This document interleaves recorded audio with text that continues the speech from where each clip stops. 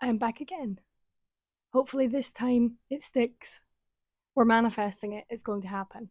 Happy New Year. I hope that you guys are all raring to go for this year. I'm actually quite excited for this year. I don't know that I say that very often at the start of a new year, but I'm taking it as ideally a good omen for this one.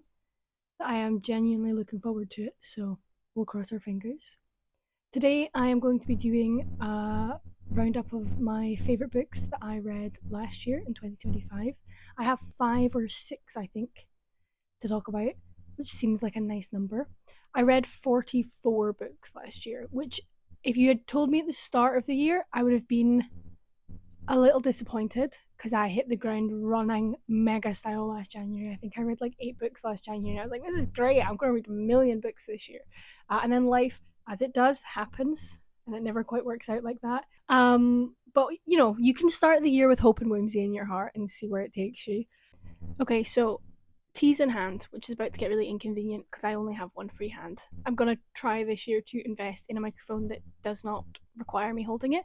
These ones do have clips to wear them, but I feel like when you clip them on and wear them, the sound quality is not as good. I don't know what that's about, but it doesn't seem to function as well unless it's in your hand. So we're rolling with it until I invest in a better microphone. If anyone has any recommendations, that would be great because I'm so unbelievably technologically illiterate in ways I really shouldn't be at the grand age of 22 that I scroll through these like websites telling me like what the best 10 mini mics are, and I don't have a clue what I'm meant to be taking from that and what is more important than not, and all of that nonsense. So if anyone has one that they like and they use and can be worn without the sound quality being kind of messy, that's not extortionate, that would be great if you could send the recommendation my way.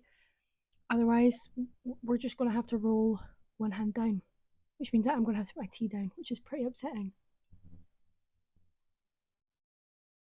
when I know I have a cup of tea. But, sacrifices must be made. We'll put it down and get started. So I have 6 books to talk to you about. I thought it was 5, it's 6. It's great that I can count. And I am not going to do them in any particular order, although I am going to start with one which is a reread because I feel like it maybe shouldn't count, but I've decided that it counts. So we'll start there and then we'll go on to books that I read for the first time last year. That seems fair. Okay, so the first book that I am going to talk to you about is The Secret History by Donna Tartt. That was my big reread that might not count, but I'm counting for this. I am currently in the middle of doing 75 Booked, which is an adapted version of the 75 Hard Fitness Challenge, but it's for reading, which is the only version of that challenge that I ever want to be doing. And when I decided to start it, I knew that I wanted to start it with something that I was confident enough that I would enjoy, that it would be a good way to get back into the habit of that level of consistent reading. And I had been trying to fit in a Secret History reread pretty much since I finished it the first time, like 2 years prior. So it kind of seemed like the perfect choice. And it was. It absolutely was the perfect choice. I raced through this. I think the first time I read this book, it took me a couple of weeks to like a month to try and like get through it in between work and stuff. And it's a kind of funny book to read structurally because the chapters are so long that it is quite difficult to find a place to stop. And I think the first time round that maybe hindered me slightly, whereas this time I was fully committed, the blinkers were on, and I did pretty much nothing when I wasn't at work but race through this book, and I loved it. And I definitely found it more impactful because it didn't take me out of it so much to be reading little bits at a time. So I'm glad I was able to like commit the time to read it in a more effective way. I think I got more out of it this time than the first time, which is really saying something because I loved it the first time. So that's great. The I'm going to read you the blurb actually instead of trying to like go straight off the bat because I really am trying to avoid spoilers because I think this is one of those books where the less you know when you start it, the better, the bigger impact that it has as you read it. So I'll read the blurb. Under the influence of their charismatic classics professor, a group of clever, eccentric misfits at an elite New England college discover a way of thinking and living that is a world away from the humdrum existence of their contemporaries. But when they go beyond the boundaries of normal morality, their lives are changed profoundly and forever. There you go. This is like quintessential dark academia, arguably like the founder of the genre. It follows a group of classic students at like a liberal arts college who get a little too lost in the sauce, so to speak, of their studies and the ethics and worldview of the people of ancient Greece and Rome. I have a saying that I discuss with friends sometimes, or like if I have clients, for example, who work within history or classics or like social politics or things like that, where I say like, oh, every couple of 100 years we seem to remember that ancient Rome exists, and then the world gets really evil for a bit, and then we forget again, and then we remember that ancient Rome and Greece existed, and everyone gets really evil again. And this seems like a really interestingly specific example of proving this kind of silly theory of mine right, which is that these people remembered a little too much that the ancient Greek and Romans existed, and bad things happen. You know, they should have let it go, I fear, but they didn't, and it makes for a great story. I think what works so well about this novel is the sort of satire element of it. I think if this book had been written like sort of serious as a heart attack, if you were meant to find these characters genuinely enviable, if you were meant to genuinely read them and connect with them in a way that was meant to be like awe inspiring, you were meant to be impressed by them or look up to them or that kind of thing, I think the book would lose about half of its power. But it's so immediately clear to me upon reading that she's making fun of them, just enough that it's so fascinating to read, because they obviously don't know that they're ridiculous, and yet they are so ridiculous. And being able to have that disconnect between you and these crazy little 20-year-olds is very helpful. Do you know what? I think everyone has heard of The Secret History or has read The Secret History or knows someone who's read The Secret History, and there are very mixed reviews everywhere about it. I love it. I don't necessarily think I need to be trying to convince the world to love it. I think it is popular enough. What I will say upon rereading that I had somehow forgotten the first time is like the prose is genuinely just so excellent and so captivating, and Donna Tartt manages to build tension in a way that is so effective that it really props, I think, the whole novel up. This is one of those books whereby what would regularly be the big twist 3/4 of the way through the book, you're told within the first 2 pages. And so there's something to be said for removing the element of surprise and still being able to build such genuinely cloying, uncomfortable tension on the build up to an event that you already know has happened. I know Donna Tartt has done interviews about this in the past and about how she thinks that tension is aided by a lack of surprise. And I think there's something to that. But yeah, it's just excellent. Really genuinely enviable skill with words that she has.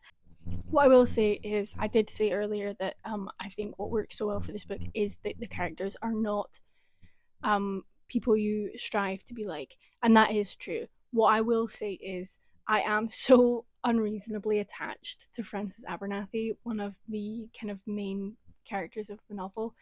He's a riot, make no mistake, a complete and utter ridiculous, nonsensical riot. but I kind of love him. Like, I think you have to pick somebody to attach yourself to, and he's so ridiculous. I think they're the bits of him that are the least offensive, or the bits of me are bits of me too. Like, the biggest hypochondriac in the world, which, same. And there's something so melodramatic and camp and ridiculous about him, which I just adore. It's like proper old fashioned camp. And it is weirdly out of place amongst the rest of them, despite how well he does still fit within the rest of them, which I find quite endearing. And I just have such a great time with him. So, as much as they are not lovable characters, they are enthralling characters. They are fascinating characters to read, and you will attach yourself to them despite their many, many flaws and arguably many, many moral failings. So if you haven't read The Secret History, although I think that number of people dwindles by the day, you should give it a go.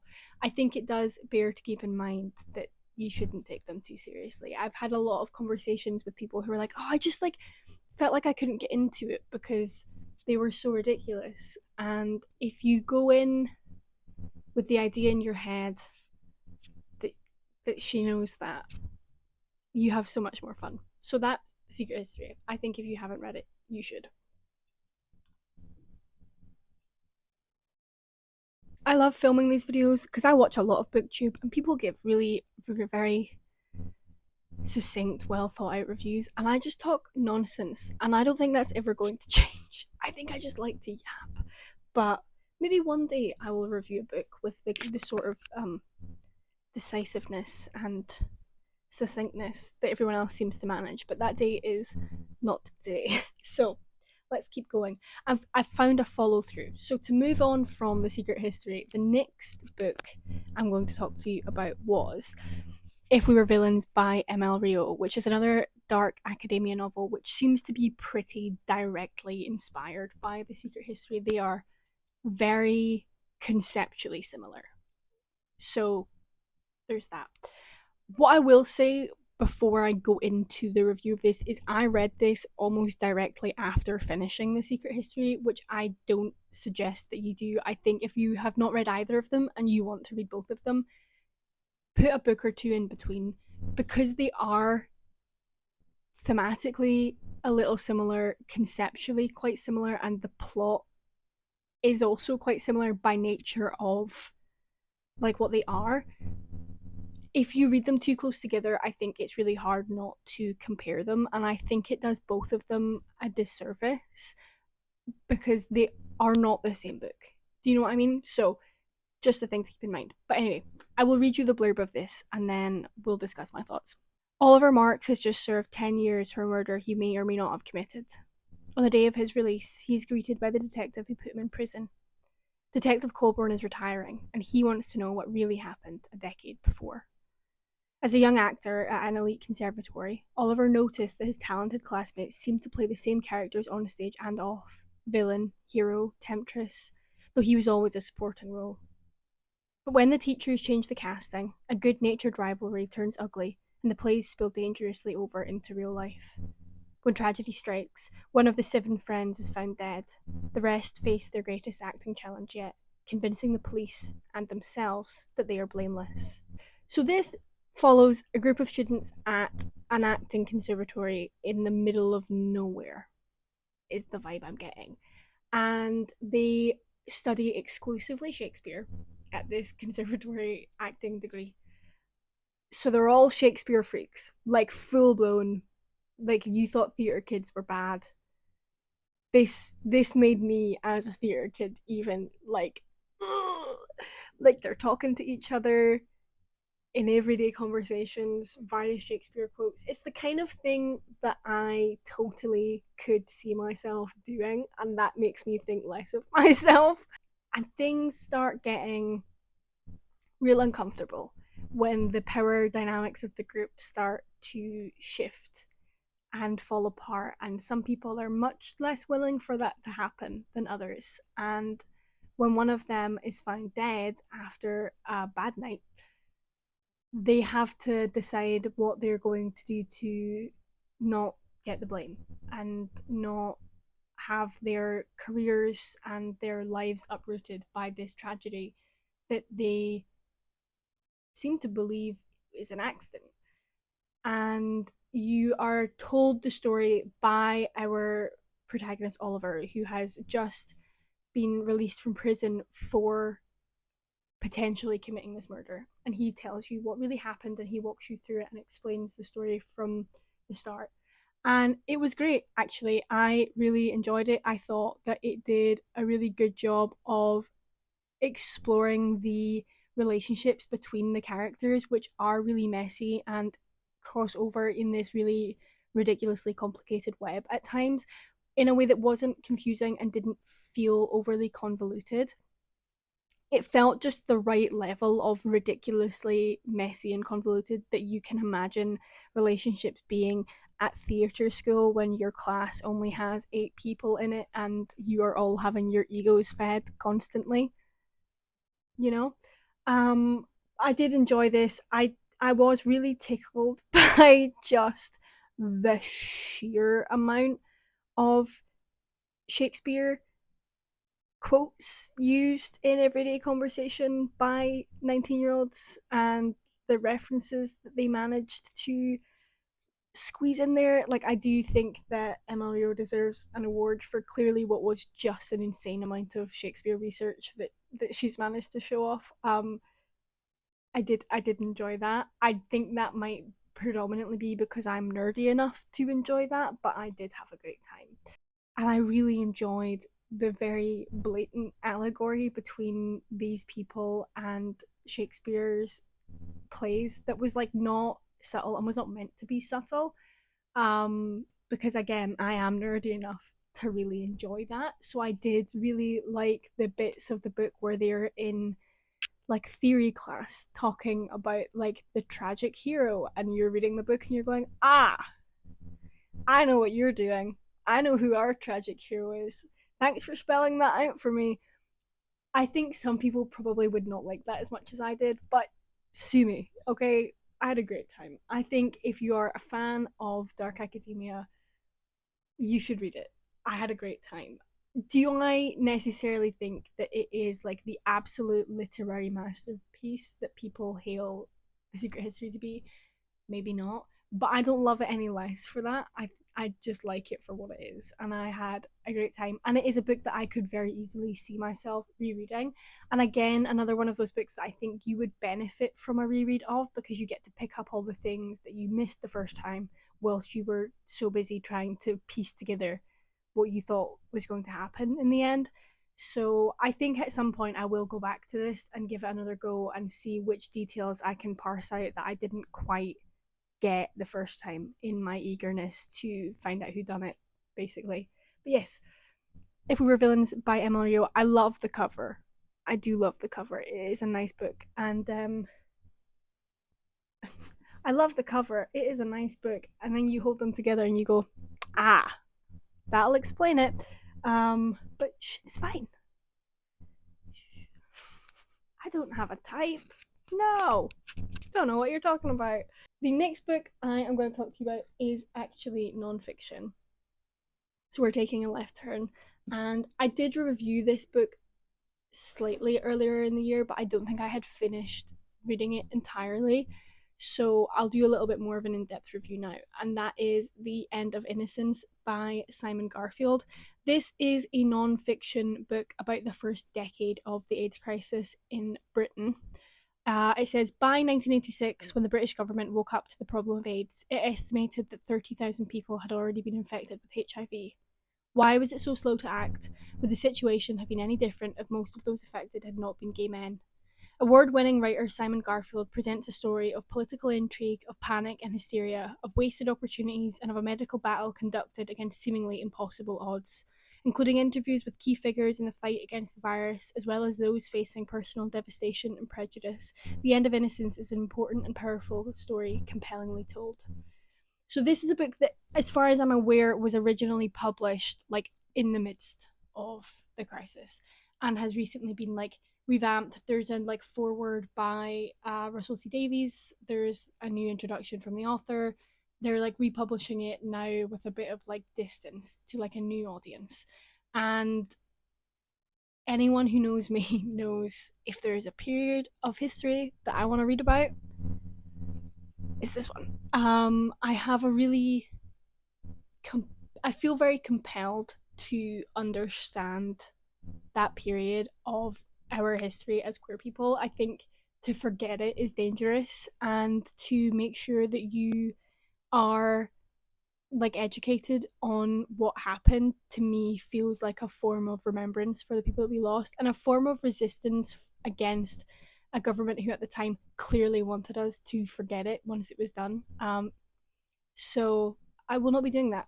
I will be reading big books where possible about the AIDS crisis. If you have any recommendations, actually, if you're also someone who spends a lot of time reading queer history or queer theory and have books about the AIDS crisis that you enjoy, please suggest them to me because I will read them.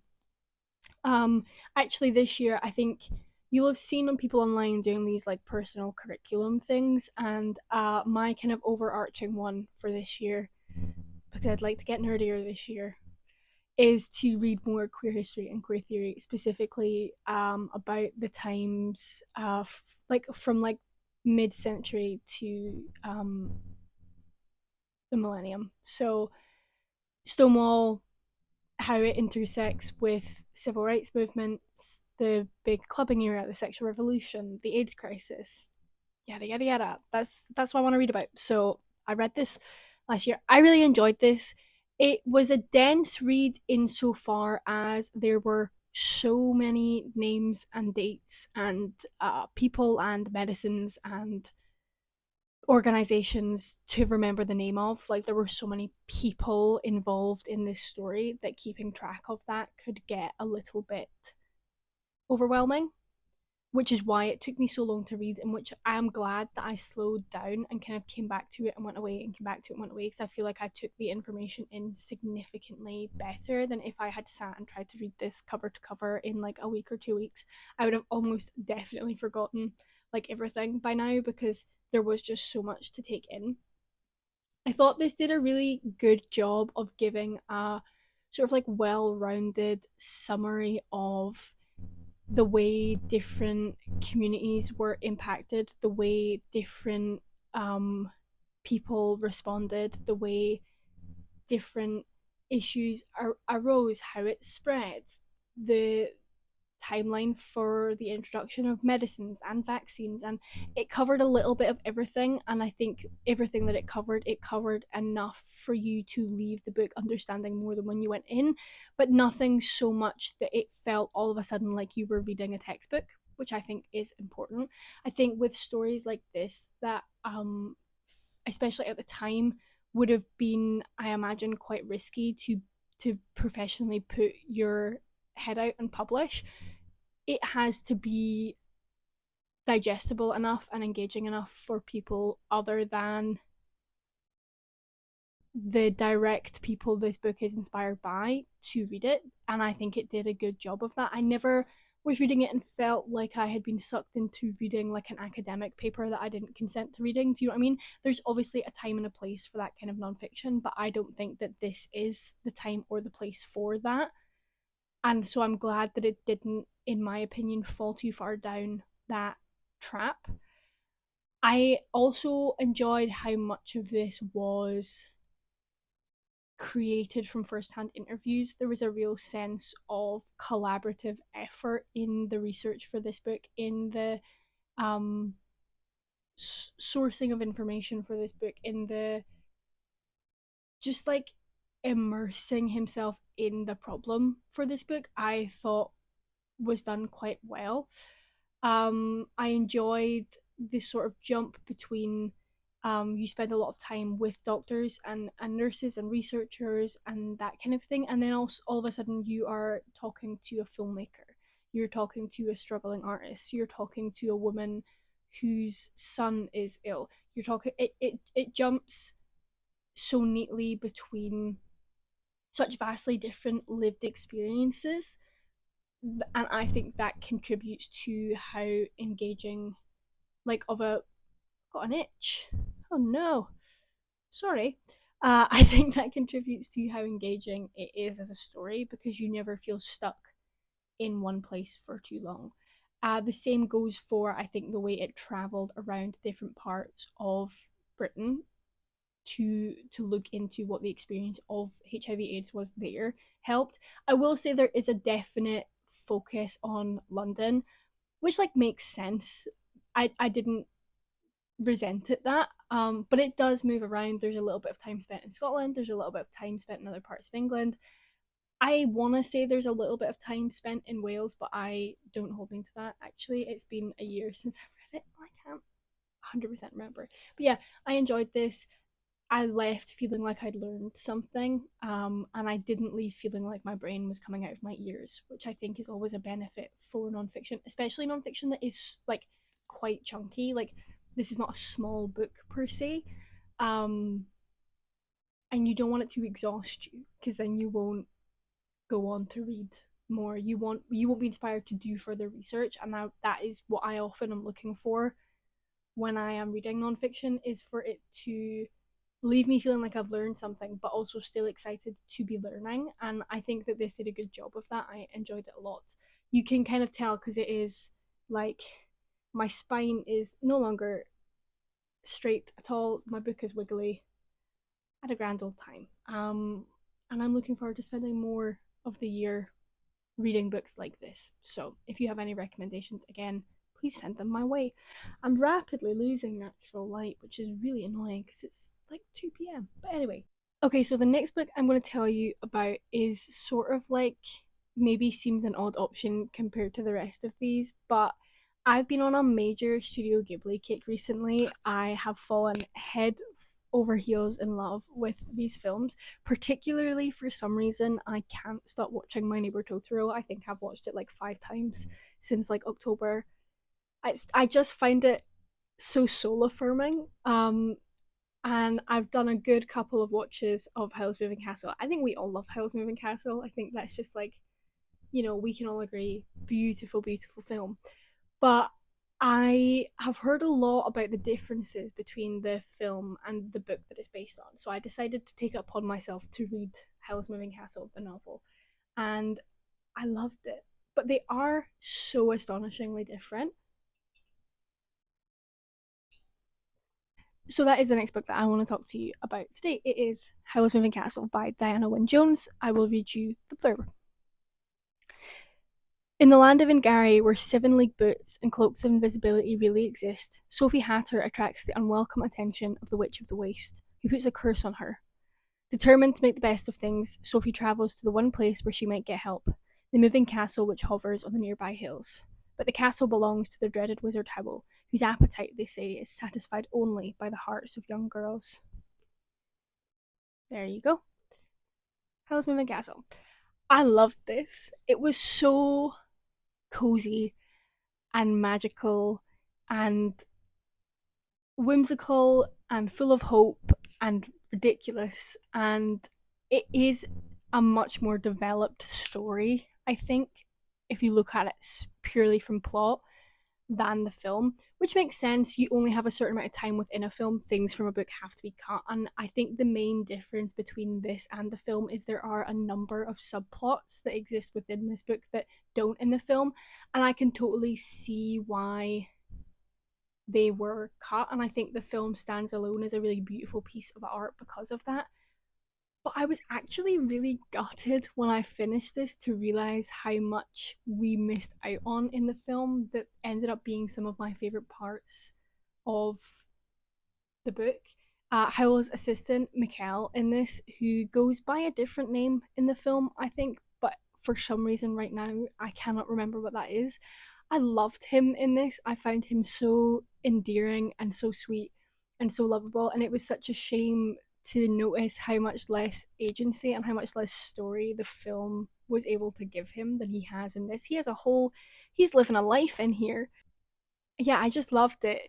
I think I've said before, there is something about middle grade fiction which I think is always so superb and so magical that a lot of other stages of fiction don't lean into quite as much.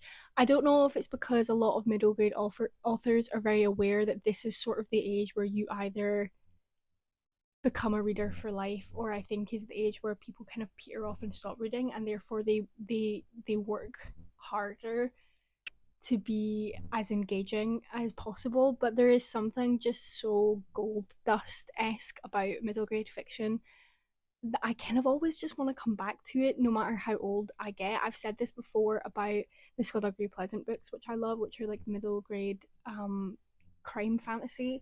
And again, was just like really reminded of it by this, which is there is a level of whimsy in middle grade fiction that I think that adult fiction needs to step up and get involved in, because I just left it feeling really life affirmed and just like I had come out of a warm bath or something. I don't know.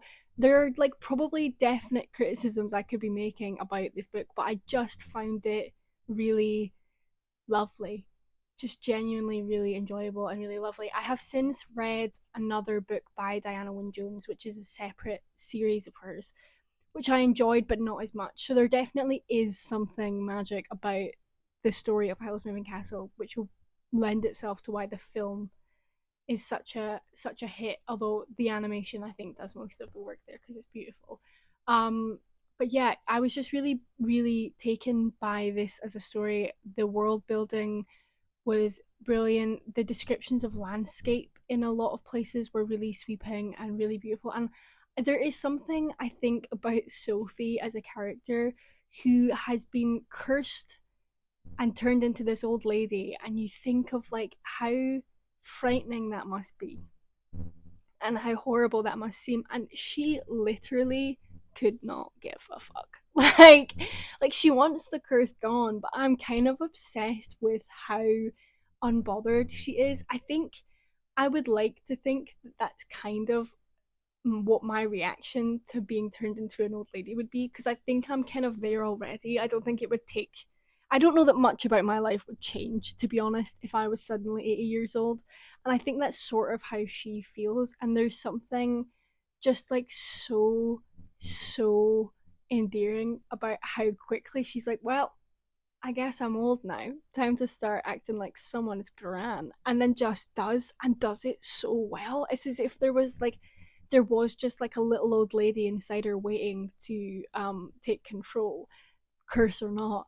And I'm really tickled by that, and I had such a great time. I think if you love the film and you haven't read the book, then you should do that. And if you are sitting here and going, I don't know what Howl's Moving Castle is, read the book first and then watch the film, because they are very different, and I think there's so much merit to both of them. But I'm so glad that my curiosity got the best of me and I decided to give this a go, because I had such a genuinely delightful time. I'm going to go and fix my lighting because I feel it's gotten very dark. Give me 1 second. Okay, we're down to the final two. The next book that I want to talk about will be of no surprise to anybody who knows me personally in my real life, and it is Muckle by Michael Peterson. So, this is Michael's debut novel. He is, I think, first and foremost known as a poet. And a couple of years ago, he released a memoir called Boyfriends, which was sort of about male friendships and how they had evolved through his life and the impact they had had on his life, that he wrote after the death of his best friend. And it's phenomenal. If you haven't read Boyfriends, you should do that. It is a really beautiful piece of nonfiction, and the writing and the prose in that is gorgeous. And I found it very moving to read in such detail about really just like beautiful life affirming friendship between men, which is something that I think does not get enough attention anywhere. So you should do that. And this is Michael's first novel, Muckle Flugga. I'm going to read you the blurb before I start yapping. Life on a remote island is turned upside down by a stranger's arrival, testing bonds of family and tradition and leaving a young dreamer's future hanging in the balance.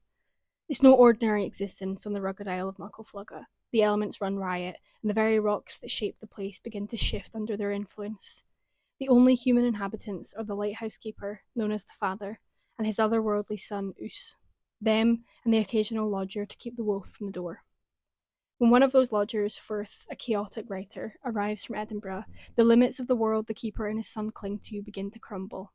A tug of war ensues between Firth and the lighthouse keeper for Usa's affections and his future. As old and new ways collide, a life-changing decisions loom. What will the tides leave standing in their wake? It's just beautiful. It really is. There is an element of magical realism in this book, which is just like so beautifully done. The island is in itself a character within this book, and the line between fantasy and reality blur in a lot of the descriptions of this island. Things often seem like they've taken just one step into the fantastical. The weather doesn't seem like it should be able to do what it does in the world that we know. The nature, the flora, the fauna, the wildlife all seems just a little bit too otherworldly. But not enough that you feel you're reading fantasy, but enough that it's just like pure whimsy, and I love it. This, I think, is one of those books that there is plot, there is a plot to follow, but it feels first and foremost like just a really rich character study of these three very different men and the relationships that the world allows and encourages men to have, and the relationships that men have to foster and work really hard to create, that are maybe not the relationships that the world encourages men to have with each other. And it was just really, really lovely. I genuinely just enjoyed like every page of it. The paperback release of this is coming up soon, and I think I definitely will be doing a reread upon the paperback release. When I loved this book, and this is absolutely in no way, shape, or form a complaint or criticism of the book. But I am not the world's biggest hardback fiction fan. I don't like carrying a hardback about. I think my hands are too small, which is so silly. Um, so I'm excited to get myself a paperback copy of this that I can tote about with me and give myself a well-earned reread, because I'm really excited to go back into the world and like re-immerse myself in it. I waited so long for this book to come out. It was my most anticipated release of last year. It was one of very few books that came out last year that I was genuinely like waiting for coming so that I could read. I spent so long being like, oh, Mako Flaga comes out soon, which can be quite a dangerous like path to walk, because you build hype for something that doesn't exist yet. But I do think that it lived up to that hype, and it was so worth the wait. I mean, also just like look at it. It's beautiful. It really is. Um there is something really interesting about all of the characters, particularly Firth and the father, are such deeply, deeply flawed men, and probably shouldn't be as lovable as they sometimes are. Particularly Firth, who seems to narrate a large portion of this story.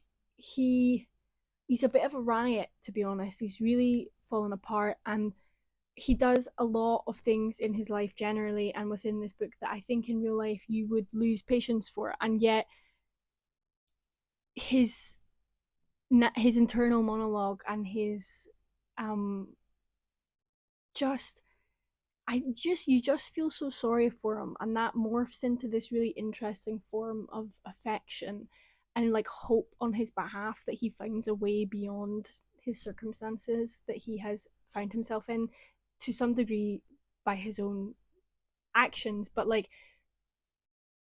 I just Michael did such a good job, I think, of creating characters who are so undeniably flesh and blood human beings that it became quite addictive to read, because they felt like someone that you could encounter. There was nothing two dimensional or fictional feeling about them, despite them being in some ways ridiculous or over whimsical or fantastical in some places, they're at the core of it, they had very ugly human, well-rounded beating hearts, and that was just gorgeous to read.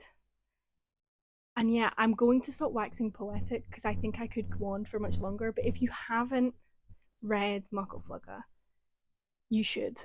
Because as a debut novel, I think I mean, as a novel, point blank, I think it's outstanding. As a debut novel, I think massive amounts of kudos deserved. And also, it's so gorgeous, which like maybe shouldn't be a reason to buy a book, but like it certainly helps. The hardback is beautiful. The paperback covers have been announced. They're also beautiful if you want to wait for them. But I do think if you have not read Muckle Flugga, you absolutely should. And that leaves us with just one more book. Times went so fast, I say, looking at the timer that's past an hour. The last book that I want to talk to you about, and what might have actually been my favourite book that I read this year of all, is Small Worlds by Caleb Azuma Nelson. Now, if you've known me for a while, or if you've been here for a while, you will remember when I read Caleb Azuma Nelson's first novel, Open Water, and I loved it. And this book's been out for a while, and I've had it pretty much since it came out. And it was one of those books that I was saving for us to do for book club. My friends and I do a book club. And then every time it was my turn, somebody who'd went before me had picked a book that I felt we needed a bit of a mood boost from. So then I would pick something silly to try and like counteract how depressing the book before had been. I'm looking at you, Rowan. God bless. So we didn't end up doing it for book club, and then the wheels came off book club for the last couple of months of last year, and I was like, I'm not going to get my last turn. Screw it. I'm just going to read this book because I've been waiting and waiting and waiting. And you know what? I'm currently stuck between why did I wait and also it was so worth the wait. I adored literally every word in every page of this book. There is something about the way that Caleb Azuma Nelson writes, which has this very, very potent tenderness in it. Even when what he's writing is sad, even when what he's writing is heart wrenching and full of grief and anger and pain, it's so tender. There is so much love and hope and gentleness in all of these pages, in all of the characters. It is beautiful. It's so encompassing. It's so addicting. It is just, it's the kind of book that you read, both of his books, but specifically this one, which I'm talking about, where you just are so envious that someone has the talent that they have to do that. I loved every page. I am going to read you the blurb and then I'll say a little more. Dancing is the one thing that can solve Stephen's problems. At church with his family, the shimmer of black hands raised in praise. With his friends, somewhere in a basement with the drums about to drop while the DJ spins garage cuts. With his band, making music that speaks not just to their hardships but also their joys. Grooving with his best friend Adeline, so close their heads might touch. Dancing alone to his father's records, uncovering parts of a man he has never truly known, his youth, shame, and sacrifice. Stephen has only ever known himself in song, but what becomes of him when the music fades? Set over the course of 3 summers, from London to Ghana and back again, Small Worlds is an exhilarating and expansive novel about the worlds we build for ourselves, the worlds we live, dance, and love within. Beautiful. Genuine, like one of those books you would give 6 stars if you could. You know what I mean? Like just gorgeous. Both of Caleb Azuma Nelson's novels have this really strong focus on music. He clearly loves music. It is clearly a huge part of his life and his history and the way that he relates with people and experiences and the world. And it is so clear in this novel the richness and importance of that in his life and in the life of people he knows and the places that he comes from and the history that he shares with other people. And it really really enriches the story. I love when authors clearly have something else that they are passionate about that they find a way to display in their work, and this is such a prime example of this. A lot of the music that they discuss is music that I never listen to or don't particularly enjoy or don't know a lot about. I don't like to go out. I don't like to dance and club, and like I find those situations very overwhelming, and yet this was a book that made me wish I was there and doing that because it was so beautiful and really emphasized all the best parts of being a person who's alive, the love and the community and hope and connection. And the music, I think, added so intensely to the moments of this book that felt really intimate in all sorts of ways. I was just actually genuinely quite blown away by it, much as I was quite blown away with his first novel, Open Water. I had such high expectations for this one off the back of that, and they were met and surpassed in every possible way. It was just genuinely beautiful. I don't think I have anything clever to say because I was just so bowled over by it. Um, Caleb Zuma Nelson uses a lot of repetition in his prose. He creates key phrases and repeats them again and again and again through key moments of the novel, which might not be everybody's cup of tea, but is something that I have always really appreciated and something I remember really clearly from Open Water and was so glad to see be carried through into Small Worlds. I find it adds massively to the story. I think it's such an interesting use of language and just really enjoyed it and was so glad to see that be a technique that was used again because it did leave such an impact on me the first time and continued to then make such an impact on me in this one. So yeah, I just love this book. I think this probably was my favorite read of 2025. I had such a good time with this book. They're quite small, both of his books. This one I think is slightly longer than Open Water, but not by much. And they pack such a mighty punch for a book so small. And I'm so glad that I finally got around to it because I think now knowing how much I loved it, it would have been crushing to have waited any longer. So yes, that was Small Worlds by Caleb Azuma Nelson. And if you have not already read it, please make it a priority that you go and check Caleb Azuma Nelson out and get reading because there are not enough nice words in the language for me to say to describe it. I just loved it. Thank you so much for watching. Fingers crossed I will be back soon. I actually got an e-reader for Christmas this year. I gave in after being really anti committing to an e-reader for such a long time. And you know what? The difference it's made to the consistency with which I am able to read is crazy already. And I've only had it for about 3 weeks. So I have a good feeling about this year's reading, and I'm hoping I can bring you along with me for that. I'm definitely planning on making a video about this 75 book challenge that I've done when it's over at the end of the month, so keep your eyes peeled for that. Thank you so much for watching, and I will see you again very soon. Goodbye.